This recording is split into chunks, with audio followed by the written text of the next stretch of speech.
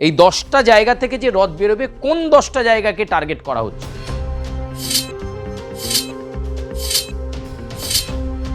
রথযাত্রা শেষে brigade parade গ্রাউন্ডে বক্তব্য রাখবেন দেশের ভারতীয় জনতা পার্টির শীর্ষ নেতা, দেশের প্রধানমন্ত্রী নরেন্দ্র মোদী।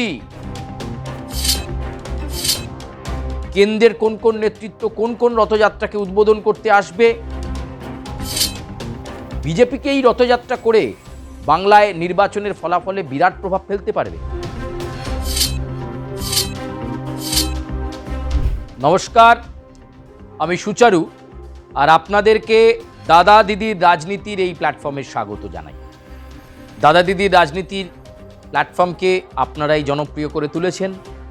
একটার পর একটা রাজনৈতিক খবর আপনাদের সামনে আমরা রেখে যাই, আপনারা মন্তব্য করেন। আজকেও আবার একটি রাজনৈতিক প্রতিবেদন আপনাদের সামনে। আপনারা আপনাদের সুচিন্তিত মতামত শুধু আমাদেরকে জানাবেন যে আর কি ধরনের রাজনৈতিক খবর দাদা দিদির রাজনীতির প্ল্যাটফর্মে আপনারা শুনতে চাইছেন। আজকে আবার আপনাদেরকে নির্বাচন কেন্দ্রিক একটি প্রতিবেদন সামনে রাখবো। আপনারা জানেন যে শাসক বিরোধী সব শিবিরই এখন ব্যস্ত নির্বাচনের হিসেব নিকেশ করতে এবং কিভাবে প্রচার কৌশলে নিবিড় জনসংযোগে তারা মানুষের কাছে পৌঁছতে পারবেন, সেই পরিকল্পনা রূপায়ণের পথেই তারা একটু করে এগোচ্ছে। আর আজকে যে রাজনৈতিক দলটার কথা বলবো, তারা পশ্চিমবঙ্গের প্রধান বিরোধী রাজনৈতিক দল ভারতীয় জনতা পার্টি। আপনারা জানেন যে ভারতীয় জনতা পার্টি অনেক আগে থেকেই শুরু করে দিয়েছে যে 2026-এর নির্বাচন হবে পরিবর্তন, অর্থাৎ এবারে পরিবর্তন হবেই ভারতীয় জনতা পার্টি মনে করছেন।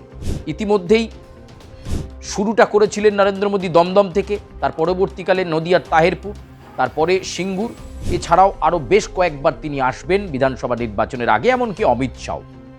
এমন একটা প্রেক্ষাপট, এবং সেই প্রেক্ষাপটে বিজেপির নবনির্বাচিত সভাপতি নীতিন নবীন তিনিও ঘুরে গেছেন বাংলায় বিজেপির সাংগঠনিক পরিস্থিতি কি, বুথ কমিটিগুলো কোন পর্যায়ে রয়েছে, নির্বাচনে কারা প্রার্থী হতে পারেন তা নিয়ে বিস্তর আলোচনা এখন রাজ্য বিজেপির অন্দরে প্রায় প্রত্যেক দিন, প্রত্যেক ঘন্টা, প্রত্যেক মিনিটে হচ্ছে যে কাকে প্রার্থী করলে তৃণমূল কংগ্রেসের সঙ্গে শেয়ানে টক্কর দিয়ে জয়লাভ নিশ্চিত করা যাবে।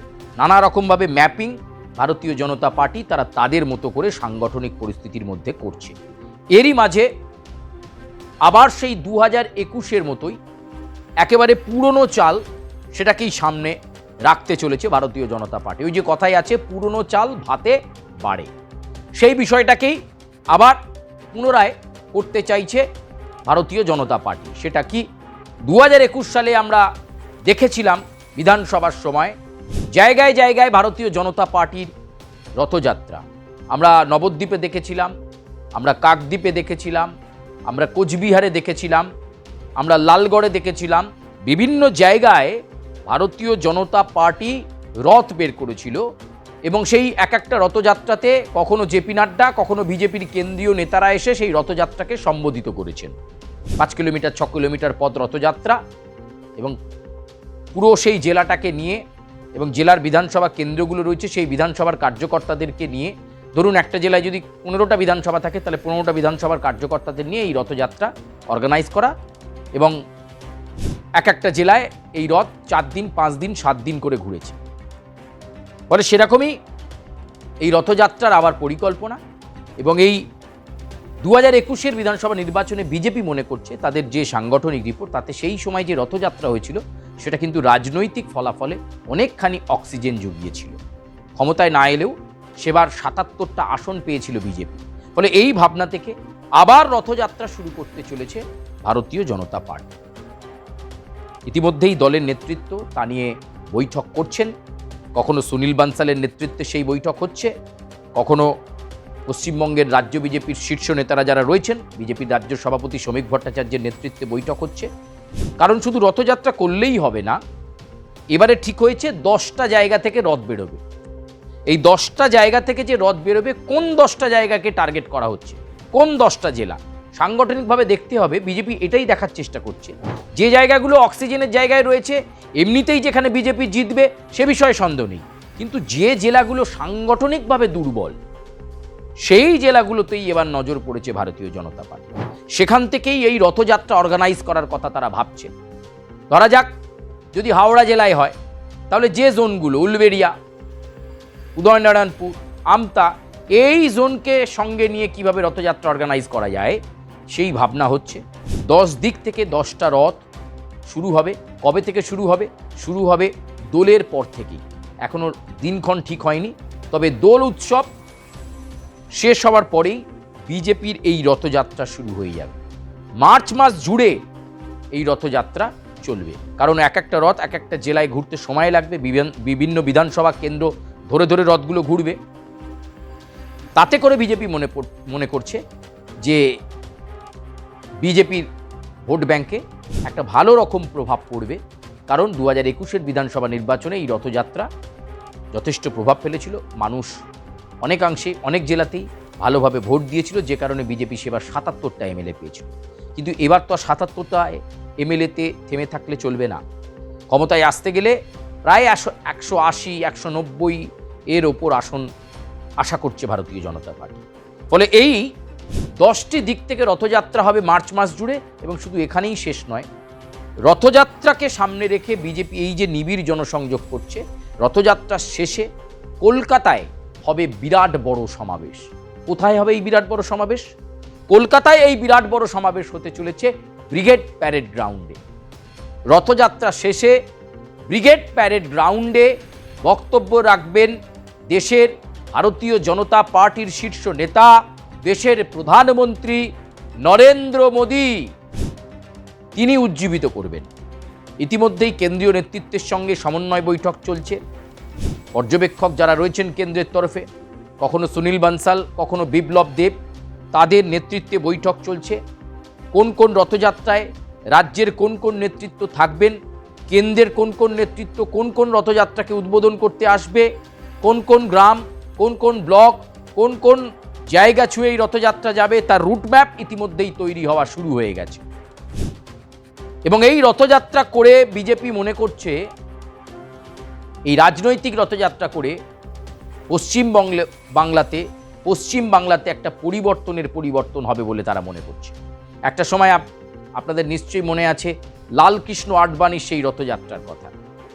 তিনি বিজেপির জন্য রথ করেছিলেন, আর সেইখান থেকেই ধারাবাহিকভাবে এই রথযাত্রা বিভিন্ন রাজ্যে হাইটেক প্রচারে এই রথযাত্রার একটা কথা শোনা যায়।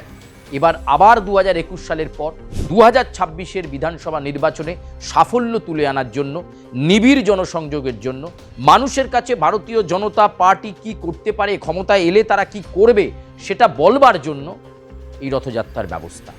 এবং যেখানে প্রচার কৌশলকে সামনে রেখে এই রথযাত্রার যে হবে, এই রথের চারপাশে থাকবে এলইডি বোর্ড, যেখানে বিজেপি ক্ষমতায় এলে তারা কি কি করবে সেই ধরনের প্রতিশ্রুতি ওই এলইডি বোর্ডে ভেসে উঠবে। কোথাও এই যে শুভেন্দু অধিকারী বলেছেন যে তারা ক্ষমতায় এলে, ভারতীয় জনতা পার্টি ক্ষমতায় এলে বিজেপি মহিলাদের হাতে 3000 টাকা করে দেবে অন্নপূর্ণা ভাণ্ডার, তারা ক্ষমতায় এলে গ্যাসের দাম 500 টাকায় হবে, তারা ক্ষমতায় এলে মহিলারা ফ্রিতে বাসে চড়বেন। এই ধরনের যে প্রতিশ্রুতি শুভেন্দু অধিকারী বা রাজ্য বিজেপির শীর্ষ নেতারা, কখনো সুকান্ত মজুমদার, কখনো শ্রমিক ভট্টাচার্য, কখনো অন্যান্য নেতারা দিচ্ছেন, এই প্রতিশ্রুতি যে তারা দিচ্ছেন সেইগুলোই কিন্তু তারা ক্ষমতায় এলে করবেন। এই বিষয়টাকে সামনে রেখে এই যে রথের পাশে এলইডি বোর্ড থাকবে, সেই এলইডি বোর্ডে ডিজিটালি এইগুলো ভেসে উঠবে, এই প্রচারগুলো থাকবে এবং গ্রামে গ্রামে এই প্রচার ঘুরবে। বিভিন্ন জায়গায় রথ দাঁড়াবে, সেখানে বক্তৃতা করবেন কেন্দ্রীয় নেতৃত্ব, রাজ্য নেতৃত্ব। ঠিক একেবারে 2021-এর কায়দাতেই এবারের এই রথযাত্রা করতে চলেছে ভারতীয় জনতা পার্টি, এবং এতে করে তারা মনে করছে রাজ্যে অভাবনীয় সাফল্য আসবে। সাংগঠনিকভাবে দুর্বল যে সমস্ত জায়গা ভারতীয় জনতা পার্টির কাছে আছে, সেই সাংগঠনিকভাবে দুর্বল জায়গাগুলোতেই, সেই জোনগুলোতেই তারা এই রথযাত্রাটা বেশি করে করবেন। ABCDEF করে 10টা জোনকে আগে ভাগ করা হচ্ছে, দেখা হচ্ছে কোন কোন বিধানসভাগুলো এর মধ্যে পড়ছে, এবং তারপর নিশ্চিত হবে কয়েকদিনের মধ্যেই তালিকা প্রস্তুত হয়ে যাবে কোন কোন জেলা থেকে এই রথ বেরোবে এবং কোন কোন তারিখ এই রথযাত্রা হতে চলেছে। নরেন্দ্র মোদী, অমিত শাহ, জেপি নাড্ডা, নীতিন নবীন ছাড়া আর কোন কোন কেন্দ্রীয় নেতৃত্ব আসছেন সেটাও কিন্তু যথেষ্ট গুরুত্বপূর্ণ। বিজেপিকে এই রথযাত্রা করে বাংলায় নির্বাচনের ফলাফলে বিরাট প্রভাব ফেলতে পারবে। বাংলায় পরিবর্তন করতে পারবে এই রথের মাধ্যমে পরিবর্তন যাত্রা করে? আপনারা কি মনে করছেন? আপনারা আপনাদের সুচিন্তিত মতামত দাদা দিদির রাজনীতির এই প্ল্যাটফর্মের কমেন্ট বক্সে এসে একবার জানিয়ে যান। একবার মন্তব্য করুন আমাদের প্রতিবেদন কেমন লাগলো, আপনি কি মনে করছেন, এবং অবশ্যই লাইক করুন, একেবারে সাবস্ক্রাইব করুন এবং অবশ্যই বেল আইকনে প্রেস করবেন। আপনাদেরকে দাদা দিদির রাজনীতিতে ধন্যবাদ। তবে আবার কোনো প্রতিবেদন নিয়ে আপনাদের সঙ্গে আগামীতে আমাদের আবার কথা হবে, আবার দেখা হচ্ছে। ধন্যবাদ।